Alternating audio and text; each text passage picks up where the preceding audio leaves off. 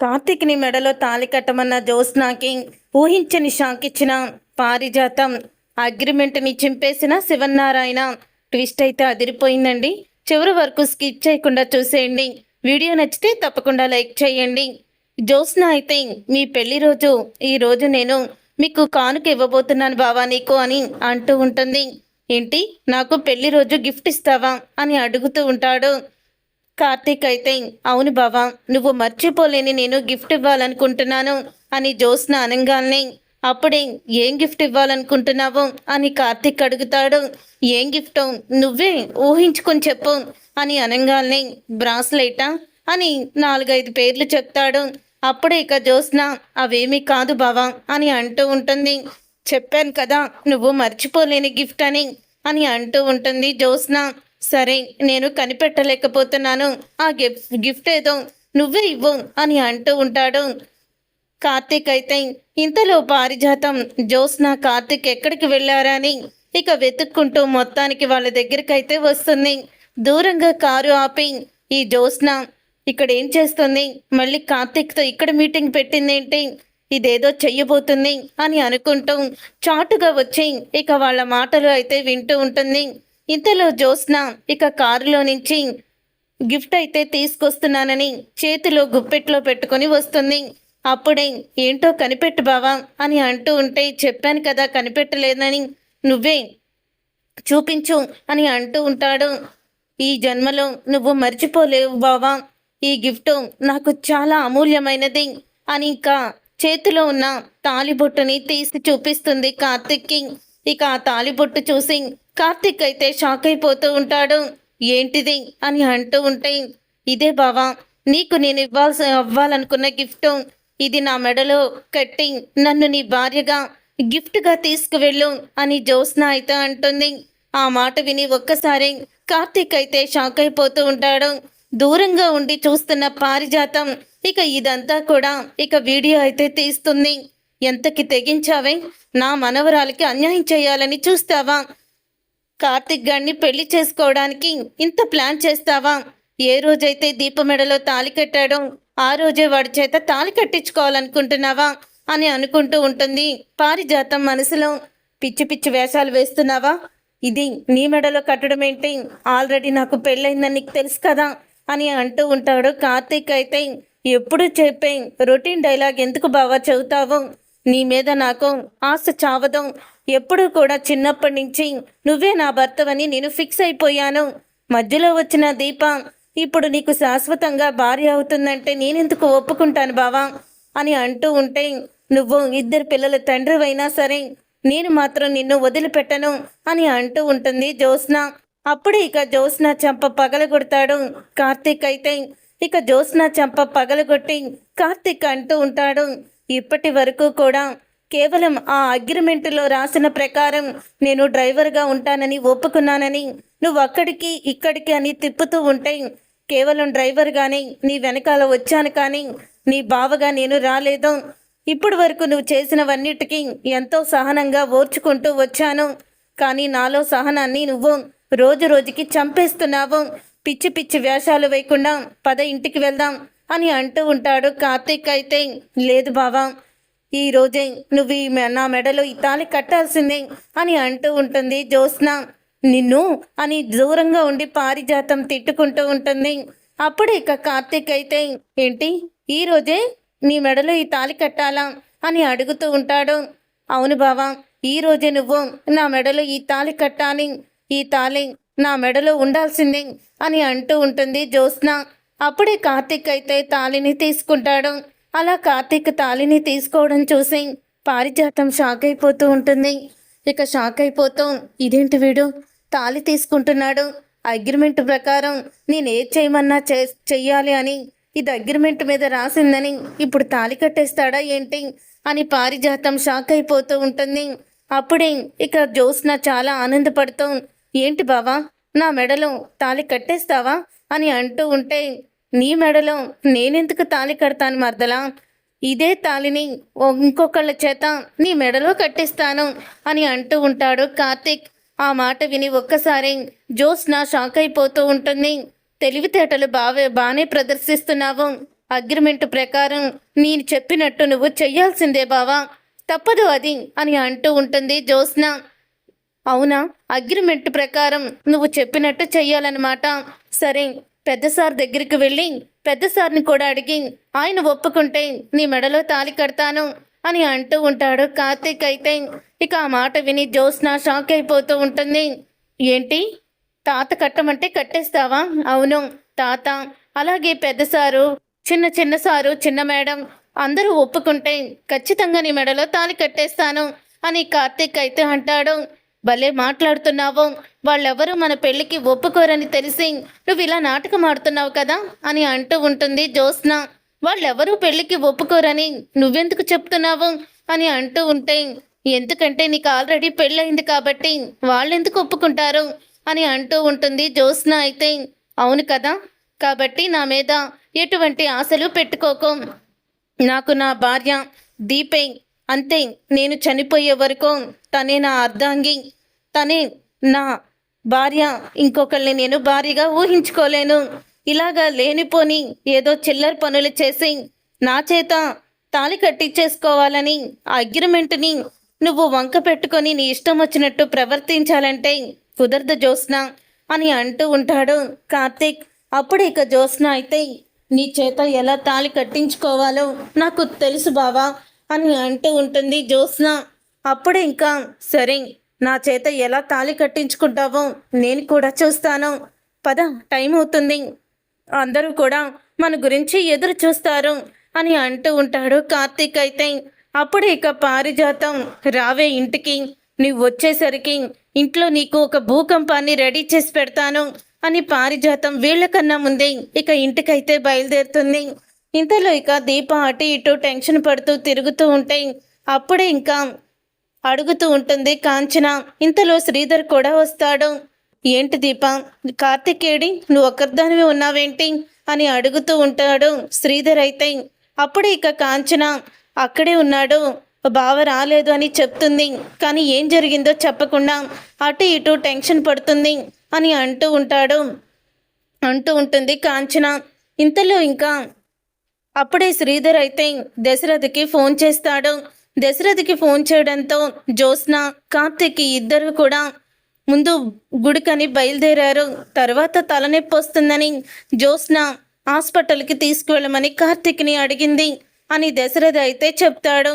అప్పుడే కోపంగా శ్రీధర్ అయితే, అదేంటి బావా, పెళ్లి రోజు కూడా కార్తీక్ని జ్యోత్స్నతో పంపించడం ఏంటి, మీరు ఉన్నారు కదా అని అంటూ ఉంటాడు శ్రీధర్. అయితే మేము ఎంత నచ్చ చెప్పినా జ్యోత్స్న వినిపించుకోలేదు అని అంటూ ఉంటే, జ్యోత్స్న వినిపించుకోలేదా, తనేమన్నా చిన్నపిల్ల ఏంటి బావా, అర్థమయ్యేటట్టు చెప్పాలి కదా అని చెప్తూ శ్రీధర్ అయితే ఫోన్ పెట్టేస్తాడు. అప్పుడే ఏమైందండి అని అడుగుతూ ఉంటుంది కాంచన. అయితే ఏమయ్యేదేంటి, అసలు ఏమయ్యేది అంటున్నావేంటి, ఆ జ్యోత్స్న కార్తీక్ని తీసుకొని గుడికి వెళ్తానని వెళ్ళిందట. ఆ తర్వాత తలనొప్పి వస్తుందని హాస్పిటల్కి తీసుకెళ్ళమందంట.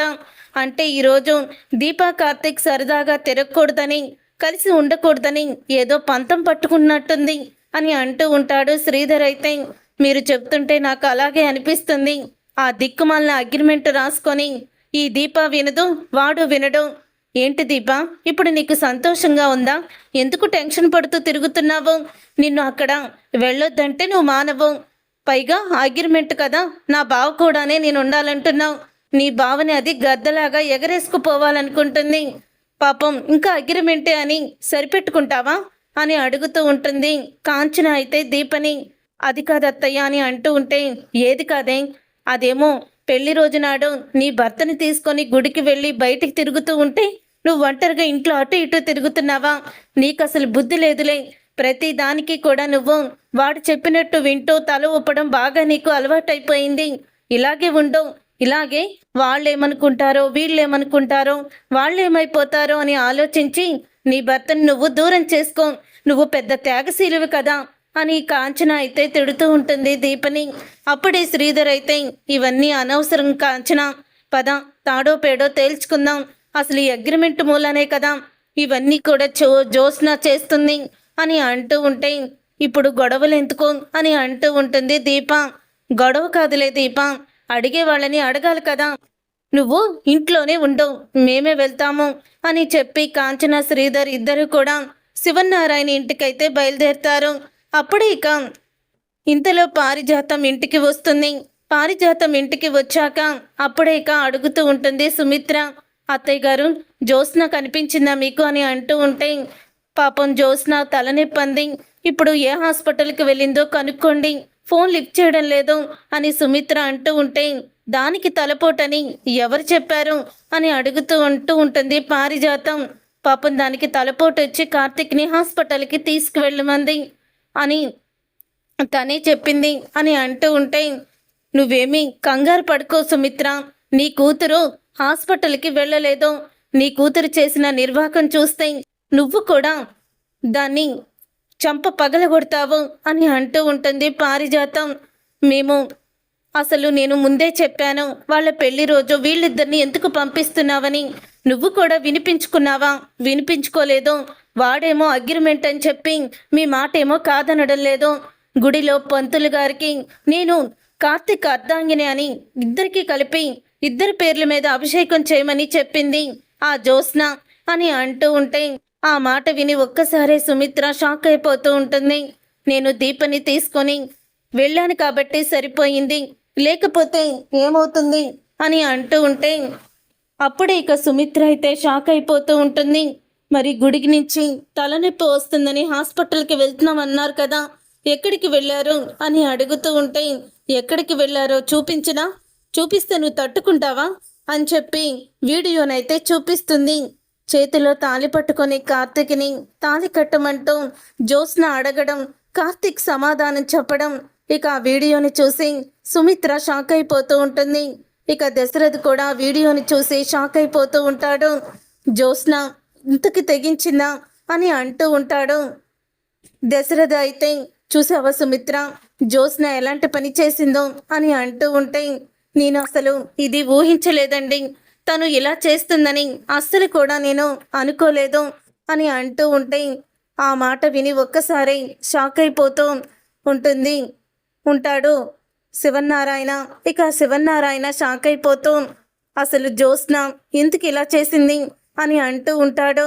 మావయ్య గారు, జ్యోత్స్న ఇలా చేస్తుందని నేను అనుకోలేదు, తను దేవుడు మొక్కు అంటే నేను కార్తిక్ని పంపించాను, కానీ తన మనసులో ఇంత నీచమైన ఆలోచన ఉందని నేను అనుకోలేదు. ఇదంతా కూడా అగ్రిమెంట్ వల్లే వచ్చిందండి, మీరు త్వరగా ఆ అగ్రిమెంట్ని చింపేయండి, జ్యోత్స్న వస్తే ఆ అగ్రిమెంట్ని చింపనివ్వదు అని అంటూ ఉంటే, అవును నువ్వు చెప్పింది నిజమే పిన్ని, నాన్న ఆ అగ్రిమెంట్ని నువ్వు వెంటనే చింపేసాయి అని అంటూ ఉంటే ఒక్కసారి ఇక షాక్ అయిపోతూ ఉంటుంది సుమిత్ర. అప్పుడే, అవును మావయ్య గారు, ఆ అగ్రిమెంట్ వంక పెట్టుకునే కదా ఈరోజు కార్తిక్ మన ఇంటికి వస్తున్నాడు. ఇప్పుడు జ్యోత్స్న మనసులో ఇంత నీచమైన ఆలోచన ఉన్నప్పుడు మనం కూడా ఆలోచించాలి కదా. ఆ అగ్రిమెంట్ని వంక పెట్టుకుని జ్యోత్స్న ఇక కార్తిక్కి మళ్ళీ దగ్గర అవ్వాలని చూస్తుంది. చూస్తూ జ్యోత్స్నకి మనం అడ్డుకట్ట వెయ్యలేమో, కాబట్టి ఇదే కరెక్టు అని అంటూ ఉండగా, అత్తయ్య గారు వెళ్ళి అగ్రిమెంట్ పేపర్స్ తీసుకురండి అని అంటూ ఉంటుంది పారిజాతంతో. అప్పుడు ఇక పారిజాతం అయితే వెళ్ళి ఆ అగ్రిమెంట్స్ కాగితాలను అయితే తీసుకొని వస్తుంది. అగ్రిమెంట్స్ కాగితాలని తీసుకొచ్చిన తర్వాత అప్పుడే ఇక శివనారాయణ అయితే, మీరు చెప్పింది కూడా కరెక్టే, ఈరోజు జ్యోత్స్న ప్రవర్తన చూసి నేనే షాక్ అయిపోయాను. కార్తీక్ దీపని పెళ్లి చేసుకున్నాడు, దీప కడుపుతో ఉంది, ఈ ఆలోచన కూడా లేకుండా ఈ జ్యోత్స్న చేసిన పని అస్సలు కూడా నాకు నచ్చలేదు అని అంటూ ఉంటాడు శివనారాయణ. వెంటనే ఇక అగ్రిమెంట్ని చింపేస్తాడు. ఇంతలో ఇంకా జ్యోత్స్న కార్తిక్ ఇంటికైతే వస్తారు. వచ్చిన తరువాత అప్పుడే ఇక అందరూ కూడా హాల్లో నుంచొని కోపంగా చూస్తూ ఉంటారు. అప్పుడే ఇక పారిజాతం అయితే, ఏరా తలనొప్పి పోయిందా, ఏ హాస్పిటల్కి తీసుకువెళ్ళావు జ్యోత్స్నాని అని అడుగుతూ ఉంటుంది పారిజాతం. అది ఏ హాస్పిటల్ అంటే అని అంటూ కార్తిక్ అయితే చెప్పబోతూ ఉండగా, ఎందుకు బావా తడబడుతున్నావు, మన దగ్గరలో ఉండే హాస్పిటల్కే వెళ్ళాము అని అంటూ ఉంటే, పూజ బాగా జరిగిందా అని అడుగుతూ ఉంటుంది సుమిత్ర. చాలా బాగా జరిగింది మమ్మీ, కానీ బావని చెప్పినట్టు ఏది కూడా చేయడం లేదు. ఎంతైనా పెళ్లి రోజు కదా, తన భార్యని వదిలి రావాలంటే బావకి కష్టంగా అనిపించున్నట్టుంది. అందుకనే నన్ను చాలా ఇబ్బంది పెట్టాడు అని అంటూ ఉంటుంది జ్యోత్స్న. అప్పుడే ఇక సుమిత్ర అయితే జ్యోత్స్న చెంప పగలగొడుతుంది. ఒక్కసారి జ్యోత్స్న షాక్ అవుతూ మమ్మీ అని అనగానే, నిన్ను ఇబ్బంది పెట్టాడా? నువ్వు ఇబ్బంది పెట్టావా? కార్తీక్ నువ్వు ఇబ్బంది పెట్టాడా అని అడుగుతూ ఉంటుంది. సుమిత్ర అయితే ఏంటి మమ్మీ, ఏంటి నువ్వు మాట్లాడేది అని అనగానే, ఏదో నీకోసమే కదా ఈ మొక్కు అని అంటూ ఉంటుంది జ్యోత్స్న. అప్పుడే మరో చెంప పగలగొడుతుంది సుమిత్ర అయితే, నువ్వు నా ప్రాణాల్ని కాపాడావని, నువ్వు నా పాలిట దేవతవని, నా కూతురు ఎంతో మంచిదని అనుకున్నాను. కానీ నీ మనసులో ఇలాంటి నీచమైన ఆలోచనలు ఎలా వచ్చాయి? అసలు నిన్ను ఎలా పెంచాము? నువ్వు ఇంత నీచంగా ఆలోచిస్తావా? నువ్వు కార్తీక్ని తీసుకువెళ్ళి తాళి కట్టమన్న విషయం మొత్తం కూడా నాకు తెలుసు అని అంటూ ఉంటుంది సుమిత్ర. ఆ మాట విని ఒక్కసారి జ్యోత్స్న కార్తీక్ అయితే షాక్ అయిపోతూ ఉంటారు. అప్పుడే ఇక దశరథ అయితే పెళ్ళయ్యి భార్య కడుపుతో ఉన్న కార్తీక్ని పెళ్లి చేసుకోమని ఎలా అడగగలిగావు? అసలు నువ్వేం ఆడదానివి అని అడుగుతూ ఉంటాడు. దశరథ అయితే బావలాంటి వాడే కావాలి, బావలాంటి వాడిని పెళ్లి చేసుకుంటానంటే అవే లక్షణాలు ఉన్నవాడు అనుకున్నాం, కానీ కార్తీక్ వెంటపడి ఇలా వేధిస్తావని అస్సలు కూడా అనుకోలేదు అని అంటూ ఉంటాడు దశరథ అయితే. అప్పుడే ఇక సుమిత్ర దగ్గరికి కాంచన అలాగే శ్రీధర్ కూడా వస్తారు. ఏంటి, కార్తీక్ని తాళి కట్టమందాం అని అంటూ ఉంటారు వాళ్ళు. కాంచనని శ్రీధర్ని చూసి షాక్ అయిపోతూ ఉంటారు దశరథ వాళ్ళైతే. అప్పుడే పారిజాతం, అవును కాంచన మీరే చూడండి అని వీడియోని చూపిస్తుంది. గ్రాని మమ్మల్ని ఫాలో అవుతూ వచ్చి వీడియో తీసిందా అని షాక్ అయిపోతూ ఉంటుంది. ఛీ, నిన్ను చూస్తుంటేనే అసహ్యం వేస్తుంది. నీలాంటి ఆడదాన్ని చూస్తుంటే నాకు అసలు ఏం చెయ్యాలో కూడా అర్థం కావడం లేదు. ఏంటన్నయ్యా, అసలు జ్యోత్స్న నీ కూతురేనా అని అడుగుతూ ఉంటుంది కాంచన. ఏంటొదినా, నా కోడలికి అన్యాయం చేసి నీ కూతురు మళ్ళీ నా కొడుకు చేత తాళి కట్టించుకోవాలని అలా నీచంగా ఆలోచించింది. అసలు ఇదేం పెంపకం వదినా అని అడుగుతూ ఉంటే, అత్త అని అంటూ ఉంటే, మావయ్య నువ్వు బ్రతుకుండంగానే కావేరి అత్త మెడలో తాళి కట్టలేదా అని అంటూ ఉంటే, నాకంటే అవిటితనం, అందుకని తను కావేరిని పెళ్లి చేసుకున్నారు. దీప బాగానే ఉంది కదా, నిన్నెందుకు పెళ్లి చేసుకుంటాడు అని తిరిగి అడుగుతూ ఉంటుంది కాంచన. ఆ తర్వాత ఇక దశరథ అయితే, జ్యోత్స్న నీ తీరుని మార్చుకోపోతే బాగోదు చెప్తున్నా అని అంటూ ఉంటే, లేదు డాడీ, నేను బావని పెళ్లి చేసుకుంటాను, బావ కూడా నన్ను పెళ్లి చేసుకుంటాడు. ఎందుకంటే అగ్రిమెంట్ ప్రకారం నేను చెప్పినట్టు బావ చెయ్యాల్సిందే అని అంటూ ఉంటే, ఆ మాట విని ఒక్కసారి అగ్రిమెంటు ఎక్కడుంది అని అంటూ ఉంటాడు శివన్నారాయణ. అప్పుడే ఇక జ్యోత్స్న అయితే, అగ్రిమెంటు నా గదిలోనే ఉంది అని అంటూ ఉంటుంది జ్యోత్స్న. నీ గదిలో లేదు, ఆ టేబుల్ మీద ముక్కలైపోయి ఉంది చూడు అని అంటూ ఉంటాడు శివన్నారాయణ. అప్పుడే జ్యోత్స్న షాక్ అయిపోతూ ఇక వెంటనే ఆ మొక్కల్ని చూస్తుంది. ఇక కాగితం మొక్కల్ని చూసి ఒక్కసారి ఎవరి అగ్రిమెంట్ని చింపేసింది అని అడుగుతూ ఉంటుంది. నేనే చింపేశాను.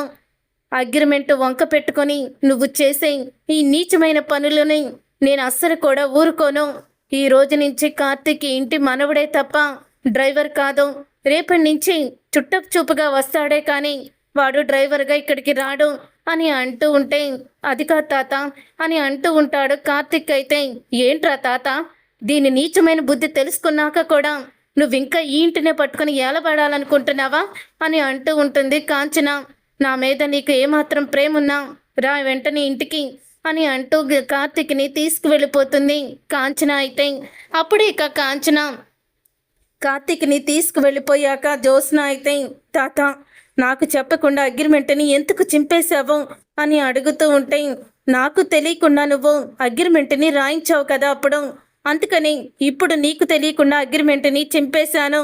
రేపటి నుంచి వాళ్ళు ఈ ఇంటికి రారు అని అంటూ ఉంటే, అప్పుడే పారిజాతం, అవునే, ఇక రేపటి నుంచి కార్తీక్ ఇంటికి రాడు అని అంటూ ఉంటుంది.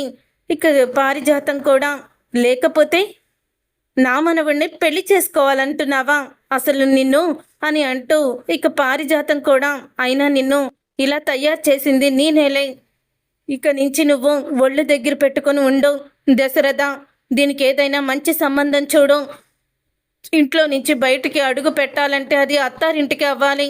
దీన్ని బయటికి కూడా పంపించొద్దు అని పారిజాతం అంటూ ఉంటుంది. చూసారుగా ఫ్రెండ్స్, రాబోయే కథలో ఖచ్చితంగా ఇలాగే జరగబోతుంది. మరి ఇలాగే జరగాలని మీరు కోరుకుంటే తప్పకుండా వీడియోనైతే లైక్ చేయండి. మీరు చేసే ఒక్క లైక్ మాకు ఎంతో మోటివేషన్ ఇస్తుంది.